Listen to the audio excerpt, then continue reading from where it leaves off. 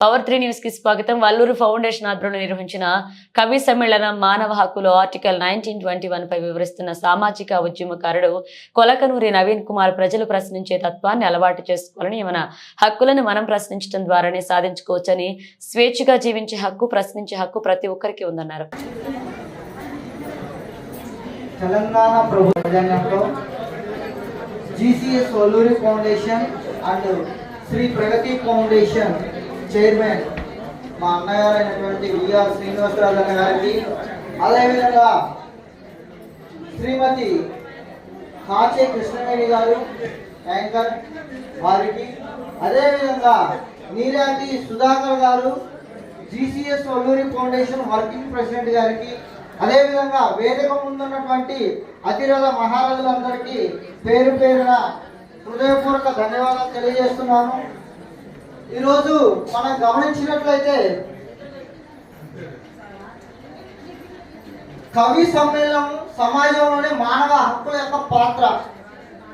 ఉదాహరణకు మనం గమనించినట్లయితే మనకి దానిని బాబాసాహెబ్ అంబేద్కర్ గారు ఎప్పుడైతే ప్రశ్నించే తత్వం ఉంటుందో అప్పుడు మనం ఎవరైనా సరే ఎదిరించగలం, నిలదీసి అడగలం.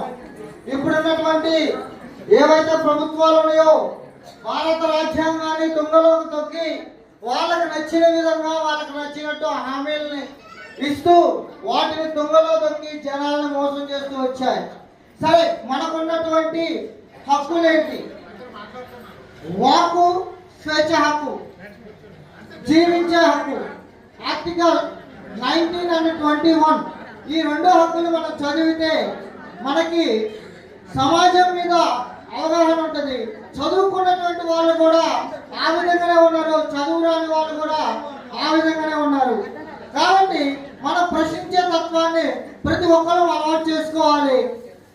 ఇప్పుడు ఉదాహరణకు మనం గమనించినట్లయితే కొత్త కొత్త నేరాలు, కొత్త విధాలుగా సైబర్ క్రైమ్ లేదా డిజిటల్ అరెస్టులు ఇవన్నీ వస్తున్నాయి, మనం చూస్తా ఉన్నాం. మనం ఎందుకు డిజిటల్ అరెస్ట్ అంటే భయపడుతున్నాం అంటే డిజిటల్ అరెస్ట్ అన్నది లేదు, ఏమీ లేదు. కాకపోతే ఒక మనిషిని వంచడానికి, ఒక మనిషిని బాధ పెట్టడానికి, వాళ్ళకు నచ్చిన విధంగా వాళ్ళు చేయడానికి అధికారులు ఆ యొక్క పార్టీలకు తొత్తులుగా మారి అరెస్టు చేస్తున్నారు. దీనిని ఖచ్చితంగా మనం ప్రశ్నించినప్పుడే మన సమాజం మొత్తం సమాజం బాగుపడుతుంది. సమాజంలో మనం గమనించినట్లయితే సమాజంలో ఒక వ్యక్తి ఆకలితో ఉన్నప్పుడు ఆ వ్యక్తికి పిడికలు అన్నం పెడితే చాలు. ఒక వ్యక్తి దాహంతో ఉన్నప్పుడు ఆ వ్యక్తికి కొంచెం ఒక గుండెలు మంచినీళ్ళు ఇస్తే చాలు. కానీ ఇవన్నీ మనం మర్చిపోయి మనము మన యొక్క విధి విధానాల కోసం మనకు నచ్చినట్టుగా మనం మన యొక్క ఉన్నటువంటి సెక్షన్లు మర్చిపోయి మనం ప్రశ్నించడం మానేస్తున్నాం. కాబట్టి ప్రతి ఒక్కళ్ళు ఆర్టికల్ 19 and 21ని ఖచ్చితంగా మీరు చదివి గ్రహించి ఈ యొక్క సమాజానికి మనమందరం ఉపయోగపడాలన్నది నా కోరిక.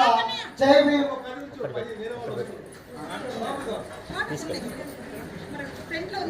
థ్యాంక్ యూ నవీన్ కుమార్ గారు.